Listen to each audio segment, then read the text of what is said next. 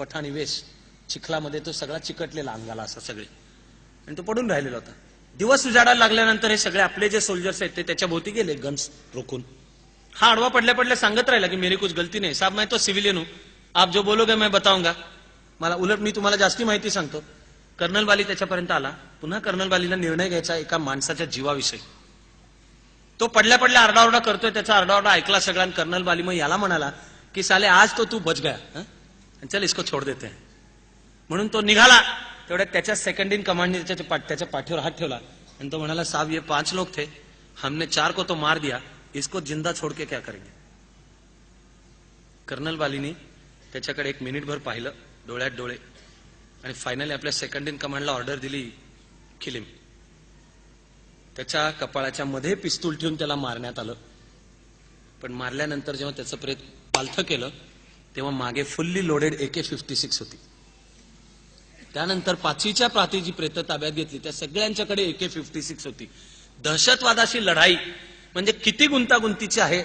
आणि इथे पुण्या मुंबईमध्ये एअर कंडिशन खोल्यांमध्ये बसून ज्यांना दहशतवाद्यांच्या ह्युमन राईट्सची काळजी असते, ज्यांना फाशी जाणारा धनंजय चॅटर्जी म्हणजे कोणतरी संत पुरुष लागून गेला असं वाटत असतं, त्या मीडियाला हे शिकवलं पाहिजे. ते असो हे जे स्वयंघोषित काही इंटलेक्च्युअल्स आहेत. अवघड आहे ही लढाई, याला सावध समाज आवश्यक आहे. हा कमांडिंग ऑफिसर होता कर्नल बाली, चंडीगडच्या जवळ राहणारा, आणि युद्ध सुरू झालं त्यावेळेला रजेवर होता.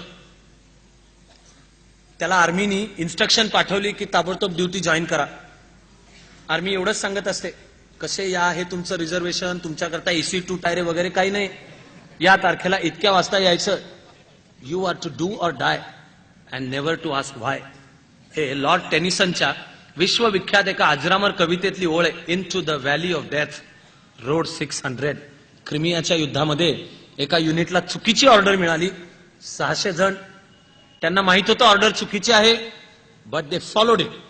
लॉर्ड टेनिसननी ती अजरामर कविता करून त्यातली ही ओळ आहे, you are not to ask why, you are but to do or die. तसा हा कर्नल बाली अंगावर पूर्ण युनिफॉर्म घालून चंदीगडच्या रेल्वे स्टेशनवर आला आणि त्यांनी स्टेशन मॅनेजरला विचारलं की मला असं असं आहे, मी ड्युटीवर चाललोय, हे माझे इन्स्ट्रक्शन, मेरे लिए 1 सीट का इंतजाम करो. असं म्हणल्यावर तो स्टेशन मॅनेजर म्हणाला की साहब क्यों नहीं, हो सकता है 1 सीट का इंतजाम, लेकिन पहले हमारे चाय पानी का बंदोबस्त करो. कर्नल बालीने हे ऐकलं आणि तो त्या स्टेशन मॅनेजरला म्हणाला, अभी तेरे चाय पानी का इंतजाम कर देते. म्हणून त्यांनी खारखन थोबाडीत मारली त्याच्या. मला अर्थात आनंद वाटलाच, पण अशी थोबाडीत प्रत्येक जण नाही मारू शकत. भुसावळच्या जवळच्या गावात लान्स नाईक बाबूसिंग राजपूत राहत होता. त्याला पण आर्मीचं वॉरंट आलं. तो पण निघाला. घरात फक्त वृद्ध आईवडील, त्यातले वडील आजारी, म्हणून त्याने आईवडिलांना टेम्पो ट्रॅक्समध्ये भरलं. त्याचा प्लॅन भुसावळमधल्या हॉस्पिटलमध्ये आईवडिलांना रवाना करायचं आणि मग भुसावळमध्ये जी ट्रेन मिळेल पुढची ती घेऊन ड्युटी जॉईन करायला जायचं. भुसावळच्या बाहेर वर्दीतल्या 6 पोलिसांनी बाबूसिंग राजपूतला पकडलं आणि म्हणाले, ही ट्रॅक्स प्रवासी वाहतुकीची नाही, त्यामुळे तुला दंड पडणार. बाबूसिंग राजपूत सांगत राहिले, ठीक आहे ना, दंड तर दंड, जो दंड, पण हे माझं वॉरंट, मी ड्युटीवर चाललोय सीमेवर लढण्यासाठी म्हणून, ह्यांना नुसता दंड नको होता. 6 पोलीस त्याला म्हणाले, पैसे टाक. बाबूसिंग राजपूत चिडला आणि त्यांनी त्यातल्या एका पोलिसाची गचांडी पकडली. वर्दीतल्या आणि ड्युटीवर असलेल्या पोलीसची गचांडी पकडली म्हणजे इंडियन पिनल कोड सेक्शन 353 खाली हा अपराध झाला, ऑब्स्ट्रक्टिंग गव्हर्नमेंट वर्क. आणि गव्हर्नमेंट वर्क काय, ड्युटीवर चाललेल्या जवानाकडनं पैसे खाणे. म्हणून बाबूसिंग राजपूतला अरेस्ट झाली. ती रात्र बाबूसिंग राजपूतनी पोलीस कस्टडीत काढली. दुसऱ्या दिवशी त्याला मॅजिस्ट्रेट समोर हजर करण्यात आलं. मॅजिस्ट्रेट शहाणा असला पाहिजे. मॅजिस्ट्रेटने बाबूसिंग राजपूतला सोडून दिलं. बाबूसिंग राजपूत घरी गेला आणि विष घेऊन त्याने आत्महत्या केली. पाकिस्तानच्या गोळ्यांचा जो बेदरकारपणे सामना करू शकत होता, ज्याचा पराभव पाकिस्तान करू शकत नाही, त्याचा पराभव आमच्याच देशातला भ्रष्टाचार करू शकतो. गाईसालला त्याच वर्षी एक ऍक्सिडेंट झाला. ऍक्सिडेंटमध्ये 550 जण मेली. 550तली 450हून जास्ती जण ईशान्य भारतामध्ये ड्युटीवर चाललेले भारतीय जवान होते. एकाच रुळांच्या वर समोरासमोरून आलेल्या 2 फास्ट ट्रेन्स आल्या आणि टक्कर झाली. कशा आल्या, दिल्लीकडून आसाममध्ये जाणारी जी ट्रेन अप ट्रॅकवरनं जायला पाहिजे होती ती डाऊन ट्रॅकवरनं आली. त्याच वेळेला डाऊन ट्रॅकवरनं दुसरी ट्रेन होती. ज्या स्पॉटला गाईसाला ऍक्सिडेंट झाला त्याच्या 3 स्टेशन्स अलीकडे 90 किलोमीटर अंतर ही चुकीची ट्रेन क्रॉस करत आली आहे. तिथे जो एक लाईन्समन होता ज्यांनी फक्त खटका ओढून ट्रॅक बदलायचा होता तो लाईन्समन दारू पिऊन पळून गेलेला होता. त्यामुळे ती ट्रेन अप ट्रॅकवरनच येत डाऊन ट्रॅकवरनच येत राहिली. 3 स्टेशनवर त्यांना ग्रीन सिग्नल मिळाला. तो मिळाल्याने झोपेत दिला का? दारू प्यालेला होता का तो? का ज्यांनी सिग्नल द्यायला पाहिजे तो पळून गेलेला, जा रे तू दाखव रे, कुठली तरी ट्रेन असते तुझा तू सिग्नल दाखव रे.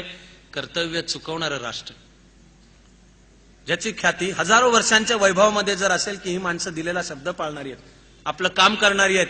ऍक्सिडेंट 450 भारतीय जवान मेले. आता मी तुम्हाला सांगतो की कारगिलमध्ये भारतीय जवान किती मेले. ती संख्या 364. 1.5 महिना जी लढाई चालली त्या लढाईमध्ये मेले 364. एक दिवस ड्युटीवरनं लाईन्समन पळून गेला आणि तिघांनी चुकीचा सिग्नल दाखवला. अपघातामध्ये मेलेले भारतीय जवान आहेत 450.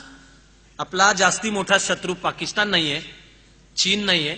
आज आम्ही आमचे जास्ती मोठे शत्रू होऊन बसलेलो आहोत आणि युद्धाच्या कहाण्या ऐकायच्या आणि पराक्रमाचे विचार करायचे. याचा अर्थ सगळ्यांनीच लष्करात गेलं पाहिजे असं नाही. आपण जगतो हा क्षण लढाईचा क्षण आहे.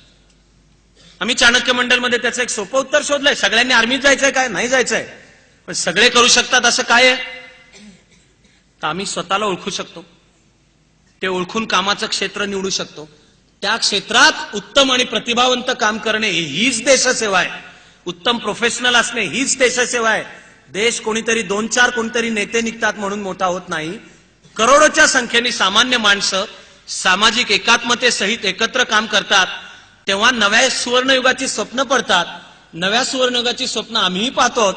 या कथा ऐकायच्या असल्या तर त्या सगळ्या आपणही पाहूयात आणि म्हणून ती नव्या सुवर्णयुगाची स्वप्न आठवत या ओळीची एकत्र आपली प्रार्थना आता सुरू करूयात.